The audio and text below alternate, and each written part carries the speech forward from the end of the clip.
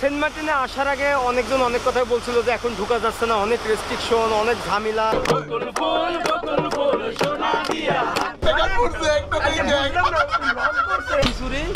আর ওই যে আমাদের জন্য খাবার করতেছে। এখন গাংচিলের সে অসাধারণ দৃশ্য উপভোগ করছি। বাংলাদেশের একমাত্র প্রবাল দ্বীপ সেন্ট মার্টিন। এই দ্বীপ নাকি অনেকে দখল করে নিচ্ছে, আবার অনেকে ভাবছে এখানে যেতে অনেক বাধা বিপত্তি ঘটছে। আসলে কি তাই? আজকের ভিডিওতে আপনাদের দেখাবো জাহাজে করে সেন্ট মার্টিন ভ্রমণ। কিভাবে যাবেন, কোথায় থাকবেন, কি কি প্রয়োজন, সবকিছু থাকছে আজকের ভিডিওতে। তাই ভিডিওটি শেয়ার করে সম্পূর্ণ দেখার অনুরোধ রইল। গুড মর্নিং গাইস, আমরা আজকে কক্সবাজার থেকে যাব সেন্ট মার্টিনে এবং কক্সবাজারে আমরা 2 দিন ঘুরলাম। বাট আমরা এখন 3 জন আছি। একজন বন্ধু ছেড়ে চলে গেছে, মানে বাসায়, ও যেতে পারবে না, ওর একটু ফ্যামিলি প্রবলেম হয়েছে। তো আমরা 3 জনই রওনা হলাম সেন্ট মার্টিনের উদ্দেশ্যে। তবে আর টেকনাফ থেকে না, এখন হচ্ছে আপনার কক্সবাজার থেকেই হচ্ছে শিপগুলো ছেড়ে যায় সেন্ট মার্টিনের উদ্দেশ্যে। ওকে, সব কিছু থাকছে আজকের ব্লগে। কিভাবে আমরা 6 ঘন্টা জার্নি করব এই সাগর পথে। এখন নুনিয়া ছোটাতে নামলাম, মানে ডলফিন মোড় থেকে অটোতে করে। আমাদের ভাড়া নিল 120 টাকা। মানে সব কিন্তু অটো, সবাই কিন্তু এখানে সব অটোগুলো কিন্তু এখানেই পার্কিং করে। তো এরপরে আমাদের এদিকে যাইতে হবে। আর শিপগুলো সব দাঁড়াই আছে আর কি। লাইনটা দেখুন, মনে হচ্ছে কেউ অন্য দেশে ইন্ডিয়াতে ভ্রমণ করছে, এরকম একটা ব্যাপার। এই ইন্ডিয়ার বেনাপোলে যেমন লাইন হয়, ঠিক ওই রকম একটা লাইন হয়েছে আপনার শিপে ওঠার জন্য। আমাদের রাইট সাইড মানে জাইন্ট সাইডের লাইনটা বিশাল বড়, যেটা 12 আউলিয়া। বাম সাইডের হচ্ছে কর্ণফুলি, মানে সেপারেট লাইন। আমাদের প্যানোরামা টিকিট প্রাইস হচ্ছে 1500। তো আসলে আমি টিকিট পাইছিলাম না, অনেক আগে থেকেই মুজাদ ভাইয়া টিকিটটা আমাকে পারচেস করছে, মানে দিয়েছে। এই কারণে কিন্তু কনফার্ম হচ্ছে। এবং আপনারা চাইলে 1 সপ্তাহ বা 2 সপ্তাহ আগের টিকিট কনফার্ম করতে পারেন। আমি নাম্বার ডেসক্রিপশনের লিঙ্কে দিয়ে দেবো, আপনারা হোয়াটসঅ্যাপে সরাসরি যোগাযোগ করতে পারেন। আরও একটা কথা বলি, টিকিটের সাথে মাস্ট বি আপনার ট্রাভেল পাসটা লাগবে। এই যে আমাদের মোবাইল আছে, অনেকে আবার ফটোকপি করে আনছে। এই যে এটা কিন্তু লাগবেই, যেটা হচ্ছে সেন্ট মার্টিন ট্রাভেল পাস। তো এটা নিয়ে অবশ্যই আসবেন। যেখানে টিকিট কাটবেন সেই কিন্তু দিবে এটা। আপনি যার কাছে, যেই এজেন্সির কাছেই টিকিট কাটেন না কেন, টিকিট সেই দেবে এবং ট্রাভেল পাসটাও সে দেবে, ফোনে অথবা হোয়াটসঅ্যাপে বা আপনাকে সরাসরি দিতে পারে। ওইটা নিয়েই কিন্তু প্রবেশ করতে হবে। এবং এখানে অ্যানাউন্সমেন্ট করতেছে যে ট্রাভেল পাসটা মাস্ট বি সবার হাতে থাকা লাগবে। আমরা এখন প্রবেশ করতেছি যে টিকিট নিয়ে। 3 জন, বাট একজন আসে নাই। একজন আসে নাই, তো একটা এক্সট্রা ট্রাভেল পাস আছে। ট্রাভেল পাস আছে। প্লাস্টিক জাতীয় কোনো কিছু কিন্তু শিপে অ্যালাউ না। এখানে যারা আছে টুরিস্ট পুলিশ দেখলেই কিন্তু এটাকে আবার ডাস্টবিনে ফেলে দিবে। এই কারণে বোতল, চিপসের প্যাকেট এইগুলো কিন্তু নেবেন না। Thank you. তো এই যে আমরা কিন্তু ফেলে দিলাম, এটা হচ্ছে আমাদের দায়িত্ব। এই যে এখানে কিন্তু সব ফেলে দেওয়া হচ্ছে। তো এই কারণে একটু সচেতন হতে হবে, সেন্ট মার্টিনকে বাঁচাইতে হবে আমাদের। এটা হচ্ছে আমাদের দায়িত্ব। তবে টিকিট কিন্তু আর চেক হবে না, একদম প্রথমেই চেক করা হয়ে গেছে আর কি, টিকিট এবং ট্রাভেল পাস। এটা কি 12 আউলিয়া? তো কর্ণফুলি ওইদিকে, এটার পরে। ও আচ্ছা, 2 নম্বর শিপ। আচ্ছা আচ্ছা। তো এরকম লাগেজটা কিন্তু উঠতেছে দেখুন। এখন প্রবেশ করতেছি একদম ভিতরে। আর এটা হচ্ছে লাগেজ রাখার জায়গা। এইটা প্যানোরামা কোন দিকে? আচ্ছা, এই যে প্যানোরামা এইদিকে। এই যে এটা দেখি, ওই যে দেখুন, মানে এই পুরো সিটিং। এবং আসলে প্রতিটা সিটের কানায় কানায় মানুষ, কিন্তু এত ক্রাউড। এর আগে যখন গেছিলাম অনেক ফাঁকা। তবে আমাদের এই সিটের প্রাইস হলো আপনার 1500 টাকা। এই 3টা সিট, মানে আমাদের মুভমেন্টটা থাকবে এইদিকে। হ্যাঁ, এই 3টা হচ্ছে আমাদের সিট। পুরো সামনের ভিউটা দেখুন। তো যাই হোক, 10টার সময় হচ্ছে এখান থেকে রওনা হব আর কি। আর এটা কিন্তু লং ডিস্টেন্সের একটা রুট, মানে 6 ঘন্টা জার্নি। এর আগে আমরা টেকনাফ থেকে যাইতাম 2 ঘন্টায়, মানে নাফ নদী দিয়ে মায়ানমারের সীমান্ত হয়ে। বাট এখন যাচ্ছে একদম মেইন সমুদ্র দিয়ে। তো কর্ণফুলি শিপটা কিন্তু সেপারেট হয়ে গেল। এটা এখন ওই সাইডে যাই, মানে সাইড এবার আমাদেরটা আগে বের হয়ে যাবে। তবে 20 মিনিট লেটে, মানে এখন 10টা 20 বাজে। টোটাল সব কিছু প্রসেসিং করতে 20 মিনিট মানে লেট হয়ে গেছে আর কি।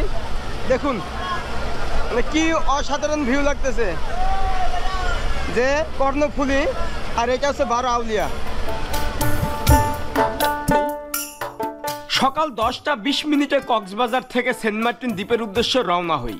তবে বর্তমানে টেকনাফ থেকে সম্পূর্ণ জাহাজ চলাচল বন্ধ, তাই আমাদের কক্সবাজার, মহেশখালী, ইনানি বিচ, টেকনাফের পশ্চিম দিক হয়ে জাহাজে যেতে হবে সেন্ট মার্টিনে। সময় লাগে 6 ঘন্টা। তবে আজকে প্রচুর ভিড় ছিল, বিশাল বড় লাইনে দাঁড়িয়ে আমাদের শিপে তোলা হয়, তাই অবশ্যই 1 ঘন্টা আগে আসার চেষ্টা করবেন, নতুবা জাহাজ মিসও হতে পারে। তবে সেন্ট মার্টিনে যাওয়ার জন্য আমাদের কোনো রকমের সমস্যার সম্মুখীন হতে হয়নি। তবে কিছু জিনিস মেনে চলার জন্য ট্যুরিস্টদের অনুরোধ করা হয়, যেমন টিকিটের সাথে ট্রাভেল পাস রাখা। আপনি যার কাছে টিকিট কাটবেন সেই আপনাকে ট্রাভেল পাস দিবে, এবং সঙ্গে করে কোনো রকমের প্লাস্টিক জাতীয় কোনো কিছু না নিয়ে যাওয়া। এছাড়া সবাইকে ডিসিপ্লিন মেনে চলা। যাই হোক, কক্সবাজারের নুনিয়াছড়া ঘাট থেকে প্রতিদিন 4 থেকে 5টি জাহাজ চলাচল করে। এর মধ্যে MV Baro Auliya, Karnaphuli express, Keari Sinbad, Keari cruise and dine. তবে আমাদের জাহাজ ছিল বারো আউলিয়া, যার ভাড়া যাওয়ার পথে 1500 টাকা। ভিডিওর স্ক্রিনে সব ধরনের টিকিটের মূল্য দেওয়া আছে, আপনি চাইলে কেবিন, বিজনেস যে কোনো ক্লাসেই যেতে পারেন। তবে আজকে পুরো জাহাজ জুড়ে ছিল খুশির আমেজ।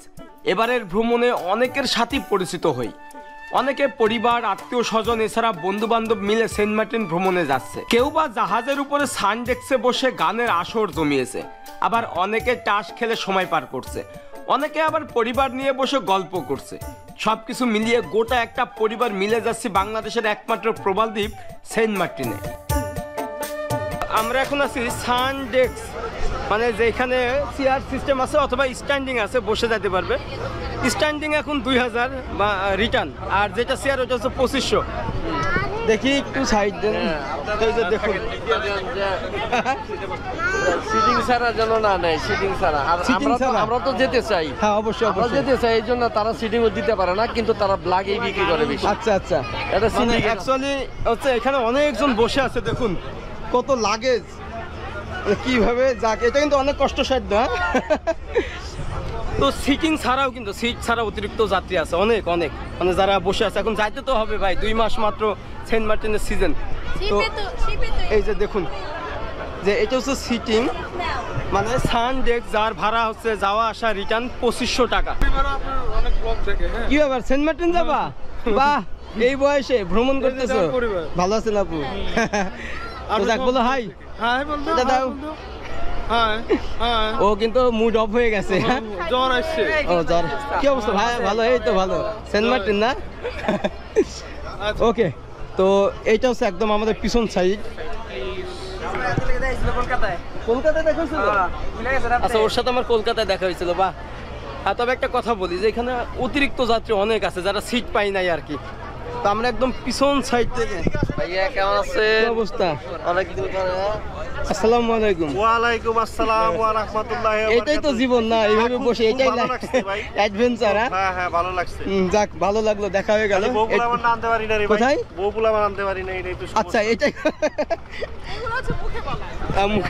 তো আমরা এখন এইখানে আছি একদম পিছন সাইডে, এখানে সব বসে আছে, ঠিক একদম পিছনে বসে আছি আমরা। অনেকে সিটে যাচ্ছে, লাক্সারিয়াস সিট আছে, কেবিন আছে। মজা কোনটা বেশি বলেন? আর এইটার মতন মজা পাচ্ছি না। এইটাই হচ্ছে সিট ছিল, বাট আমরা এখানে এসে বসছি। তো এই যে দেখুন, সবাই একসাথে গল্প করতেছে, প্রকৃতি দেখতেছে, মানে একটা অ্যাডভেঞ্চার ফিল নিচ্ছে। তো আমার এই জিনিসটাই ভালো লাগে। আমি তো এই লোকটাকে খুঁজতেছি। ওই দেখি কে এটা। দেখা হয়ে গেল। আসসালামু আলাইকুম। সালাম ভাই, ভালো আছেন? জি জি, আপনাদের দোয়া। আপনাকে দেখতে পেরে ভালো আছেন? আমি খুব খুশি। তো আসলে আমার ভিডিও দেখে আমাকে বলতে এই লোকটাকে খুঁজতেছি, আসলে এইভাবেই দেখা হয়ে যায়। আর যখন এই মানুষগুলো ভালোবাসে, এটাই কিন্তু আমাদের অর্জন প্রাপ্তি। টাকা পয়সা জীবনে কিছু না, মানুষের ভালোবাসাটাই মেন। তো যাক, সেন্ট মার্টিনে যাচ্ছে আর ভ্রমণ করবেন, এই দেশটাকে দেখবেন। এই যে দেখেন, কত রকমের, কত ধর্মের, কত সংস্কৃতির মানুষ একই সাথে ভ্রমণ করতেছি। কোনো বাধা বিপত্তি, কোনো হিংসা বিদ্বেষ কিচ্ছু নাই, এটাই বাংলাদেশ। দেখুন কত মানুষ, এই যে এখানে কিন্তু আমাদের অন্য ধর্মাবলম্বীর মানুষও আছে বসে, সবার সাথে কিন্তু আমরা যাচ্ছি। হচ্ছে একদম সামনের ভিউ।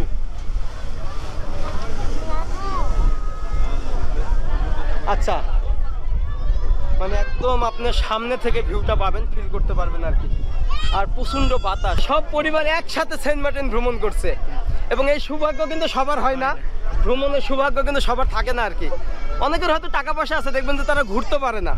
তো এই মন মানসিকতা থাকতে হবে, ভ্রমণ করতে হবে, আমাদের দেশকে দেখতে হবে। এই যে ওরাও কিন্তু ঘুরতেছে, ছোট ছোট বাচ্চারা। কেমন লাগছে এরকম দিন? অনেক ভালো লাগছে। অনেক ভালো না? এটা একটা মেমোরাইজ হয়ে থাকবে। এরকম একটা সেলফি। তুমি সেলফি তুলবা? হ্যাঁ। বাহ! এর 12 আউলিয়া শিপটা মাত্র 18 স্পিডে যাচ্ছে, বাট পানির দিকে তাকালে মনে হবে যে 40 থেকে 50 স্পিডে যাচ্ছে। দেখুন, বাট এর সর্বোচ্চ গতি আমি পাইছি 18-18-র উপরে পাই নাই। এই যে 17-18।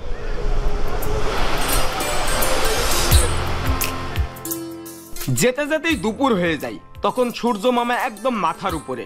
আসলে এই রুটে বেশ বোরিংই লাগছিল, কারণ দীর্ঘ 6 ঘন্টা পানির উপরে বেশ কষ্টসাধ্য। এছাড়া অনেকেই স্ট্যান্ডিং টিকিট কেটেছিল, ফলে জাহাজের উপরে একইভাবে 6 ঘন্টা বসে যাওয়া অনেকটাই চ্যালেঞ্জিং। আমরা ইনানি বিচ হয়ে টেকনাফের পশ্চিম দিকে প্রবেশ করি। এখান থেকেই মায়ানমারের সীমান্ত একদমই কাছে, তাই তাদের পাহাড় দেখা যায়। নীল আকাশ, নীল জলরাশির সাথে সবুজ পাহাড়ি দৃশ্য বেশ মনোমুগ্ধকর। তবে আমরা অনেকক্ষণ থেকেই অতিথি পাখির জন্য অপেক্ষা করছিলাম। প্রথমে ভাবছিলাম এই রুটে গাংচিলের দেখা পাবো না, এরপর হঠাৎই ঝাঁকে ঝাঁকে পাখিরা আমাদের স্বাগত জানায়। জাহাজের যাত্রীরা সবাই জাহাজের পিছনে দাঁড়িয়ে হাত বাড়িয়েছে, যেন গাংচিল হাতে এসে বসে। যাওয়ার পথে এই দৃশ্যটি সবচেয়ে রোমাঞ্চকর। তবে এবারের ভ্রমণে জাহাজে কোনো রকমের চিপসের প্যাকেট বোতল সম্পূর্ণই নিষেধ ছিল। এছাড়া জাহাজে কোনো ধরনের হকারি ছিল না। তবে আমরা অনেক সময় চিপস বহন করি এই পাখিগুলোর জন্য। তাদের খাবার হিসাবে অনেকে চিপস কিনে আনে, যা অত্যন্ত দুঃখজনক, কারণ এই চিপস খেয়ে এই পাখিগুলো মারা যায়। ফলে বর্তমানে গাংচিল বিলুপ্তির পথে। তাই অবশ্যই সকল ট্যুরিস্টদের অনুরোধ করব পাখিদের লোকাল খাবার দেওয়া থেকে বিরতি থাকতে, কারণ আপনার অজান্তেই পাখিগুলো মারা যায়।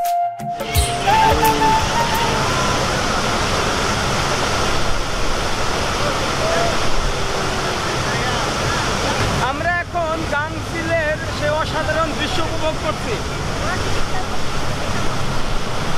সবাই কিন্তু আমাদের সাথে সাথে আসতেছে। ওই যে দেখুন,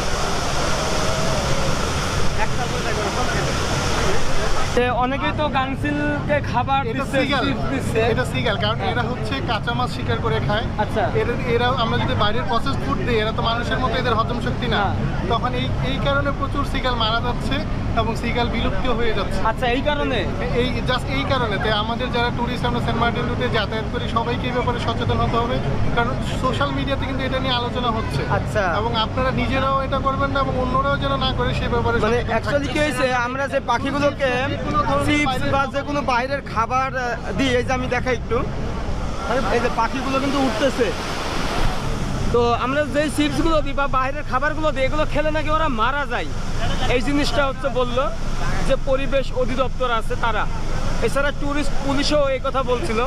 আমরা অনেকে হয়তো এটা জানি না, যার কারণে আমরা খাবার দামেও একটু আগে বলছিলাম হয়তো চিপসের প্যাকেট আমরা আগে জানলে আনতাম, কিন্তু আসলে এটা উচিত না। আমি এখানে জানলাম এবং আপনাদের বলবো, কোনো ট্যুরিস্ট এই চিপসের প্যাকেট থেকে তাদের খাবার দিবেন না, কারণ আমাদের জন্যই আমরা তাদের ভালো করতে যাচ্ছি, কিন্তু না, তারা মারা যাবে। তো এই কারণে এই পাখিগুলোকে কোনো খাবার, কোনো চিপস দিবেন না। এই যে ওরা কিন্তু এইভাবেই আসছে।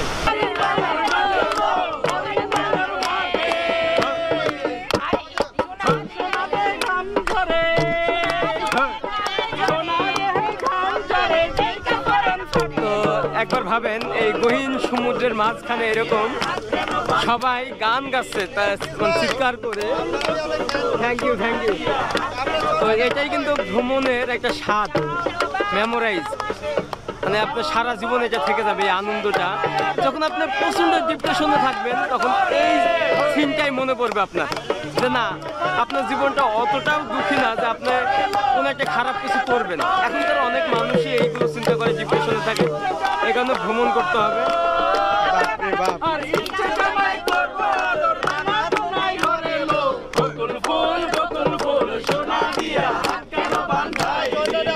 আমরা ঠিক এইভাবেই হিমেল হাওয়ার এরকম সমুদ্রের গর্জন উপভোগ করতেছি।